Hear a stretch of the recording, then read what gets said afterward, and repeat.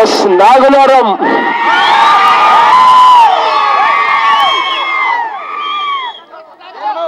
ఇవాళ ఈ ఒక్కరికి కూడా ఈ నడి రోడ్డు మీదకి ఇక్కడికి వచ్చి రాఖీలన్నీ కూడా చేతుల్లో పెట్టుకుని ఈ నడి రోడ్డు మీదకి వచ్చి నిలుచుని ఉండవలసిన అవసరం ఏ ఒక్కరికి కూడా లేకపోయినా కూడా దాదాపుగా 2 గంటల పైగానే ఈ నడి రోడ్డు మీదకి వచ్చి నిల్చుని ఉన్నారు అన్న సంగతి కూడా అన్నోళ్ళు కూడా చెప్తా ఉన్నారు.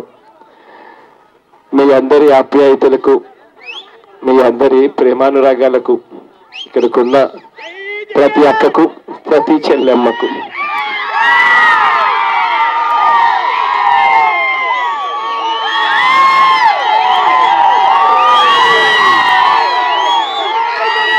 ప్రతి అవ్వకు, ప్రతి తాతకు,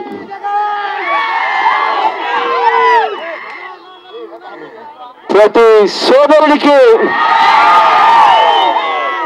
ప్రతి స్నేహితుడికి,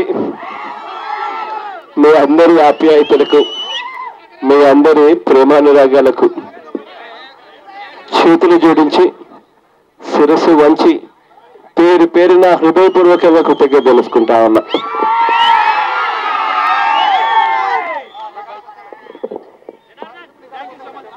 ఇవాళ మీ అందరికీ కూడా తెలిసిన విషయమే, నంద్యాల ఉప ఎన్నికలు జరుగుతూ ఉన్నాయి అన్న సంగతి. ఈ ఉప ఎన్నికలు ఎందుకు జరుగుతూ ఉన్నాయి అన్న సంగతి కూడా మీ అందరికీ తెలుసు. ఈ 3.5 సంవత్సర కాలంలో చంద్రబాబు నాయుడు గారు అనే వ్యక్తి ఏ రకంగా అందరినీ కూడా మోసం చేశాడు అన్న సంగతి కూడా మీ అందరికీ తెలుసు.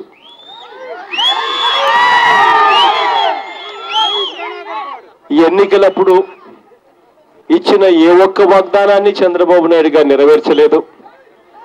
చివరకు ఎన్నికలు అయిపోయిన తర్వాత కర్నూలులో ముఖ్యమంత్రిగా వచ్చి 2014 ఆగస్టు 15న స్వాతంత్ర దినోత్సవం నాడున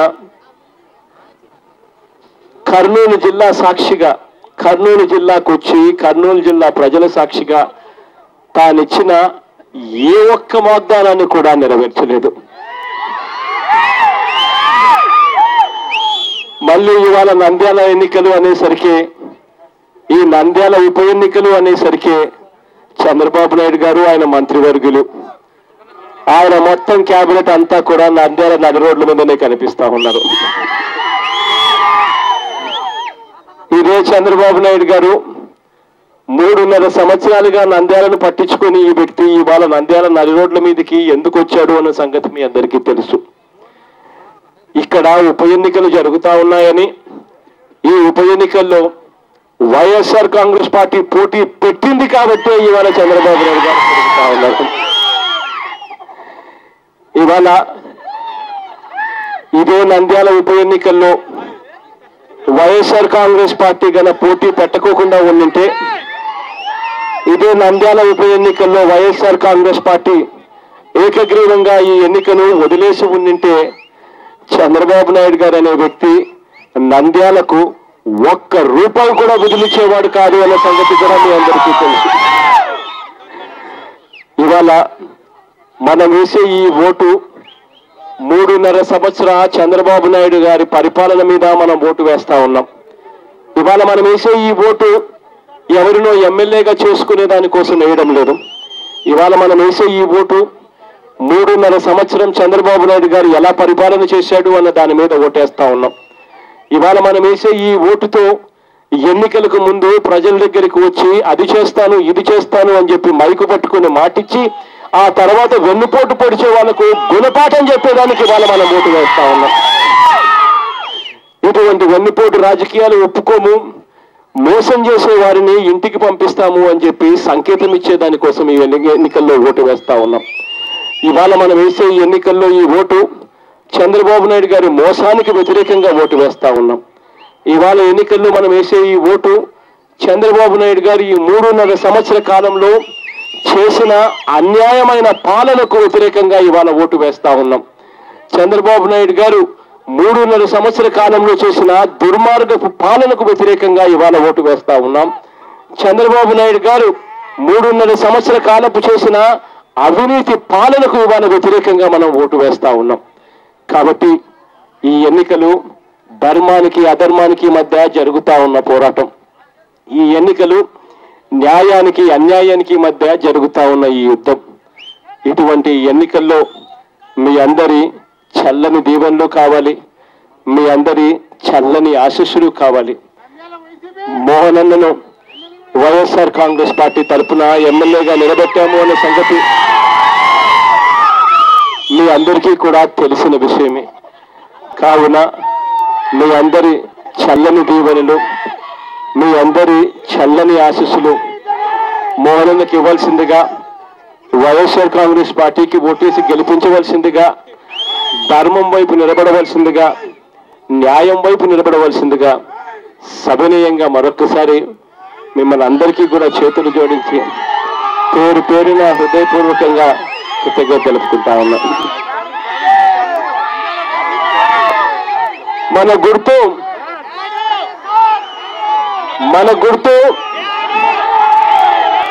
గుర్తు తెలిసిన వాళ్ళంతా ఒక్కసారి చేతులు పైకెత్తే నాకు అర్థమవుతుంది ఎంతమందికి మన గుర్తు తెలుసు అనే సంగతి. గుర్తు తెలిసిన వాళ్ళు మాత్రమే చేతులు పైకెత్తాలి. చాలా మందికి గుర్తు తెలుసు అనే సంగతి తెలిసి ఆనందంగా ఉంది. కానీ కొంతమందికి ఎక్కడైనా కూడా అక్కడక్కడ మన గుర్తు తెలియని వాళ్ళు ఎవరైనా ఉంటే, మన గుర్తు ఫ్యాన్ గుర్తు. మన గుర్తు ఫ్యాన్ గుర్తమ్మా, గుర్తుపెట్టుకోండి తల్లి. పులివెందుల పులి బిడ్డ వైఎస్ఆర్ నీ వెన్నలాంటి మనసుకు మా జోహారు. పులివెందుల పులి బిడ్డ వైఎస్ఆర్ నీ వెన్నలాంటి మనసుకు మా జోహారు. రాయలేని నా సీమ రాయల సీమ, మహారాజు లేని సీమ రాయల సీమ, కవులకు నెలవి సీమ, కళలకు కొలువి సీమ, మేధావుల కన్న తల్లి రాయలసీమ. రాయలసీమ అంటే రాజశేఖరన్న, మన రాజశేఖరన్నే ఈ సీమకు వెలుగన్న. రాయలసీమ అంటే రాజశేఖరన్న, మన రాజశేఖరన్నే ఈ సీమకు వెలుగన్న. పులివెందుల పులి బిడ్డ వైఎస్ఆర్ నీ వెన్నలాంటి మనసుకు మా జోహారు.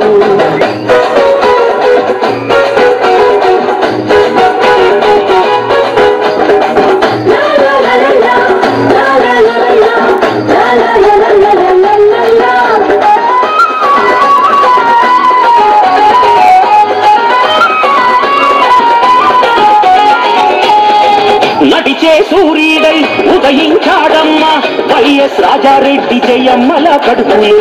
కదిలే చైతన్యం, ఉడికే ఉత్సాహం, కలిసే పెరిగాడు ఆ దేవుని గడపలు. ప్రజల కొరకు పాటుపడే కన్న తండ్రి స్ఫూర్తితో పేదలకు ఉచితంగా వైద్య సేవలు అందించే రేయనక పగలనక తన సేవా గుణముతో సీమ ప్రజల మనసుల్లో నిలిచాడన్నా. రాయలసీమ అంటే రాజశేఖరన్న, మన రాజశేఖరన్నే ఈ సీమకు వెలుగన్న. రాయలసీమ అంటే రాజశేఖరన్న, మన రాజశేఖరన్నే ఈ సీమకు వెలుగన్న.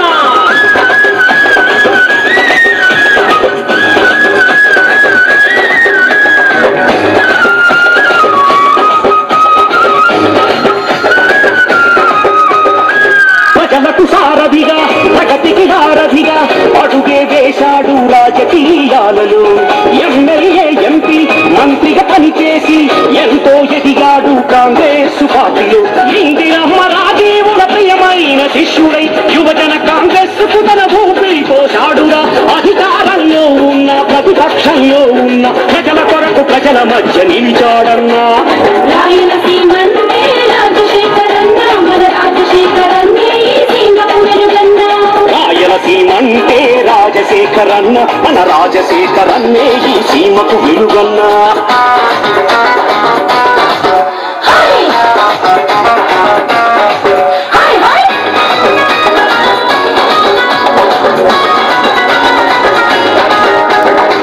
హక్కుల బాధలతో రగిలే రైతులకు అండగా నిలిచాడు ఆత్మీయ బంధువై. ఊరూరా తిరిగి ఉద్యమమే నడిపి ప్రజలను ఓదార్చే తన పాదయాత్రతో ప్రభుత్వాన్ని వణికే నేతగా ప్రజల మనసు గెలిచాడు రాష్ట్ర నేతగా విద్యుత్తును అందించి ప్రాజెక్టులు నిర్మించి రాష్ట్రాన్ని సస్యశ్యామలం చేశాడు. రాయలసీమ